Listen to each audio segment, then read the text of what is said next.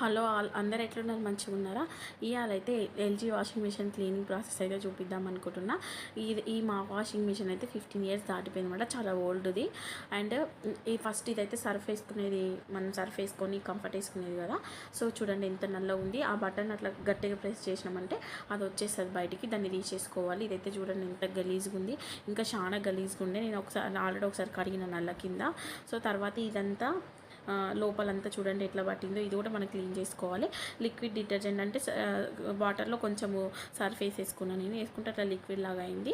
So తర్వాత ఇట్లా లోపల కూడా ఒక బ్రష్ పెట్టుకొని, టూత్ బ్రష్ పెట్టుకొని ఇట్లా మంచిగా సైడ్లలో కూడా పోవాలని చెప్పేసి ఆ చిన్న టూత్ బ్రష్ ఇదైతే కింద ఉంటుంది అనమాట. ఇట్లా బటన్ ప్రెస్ చేయగానే కిందికి వచ్చేస్తుంది.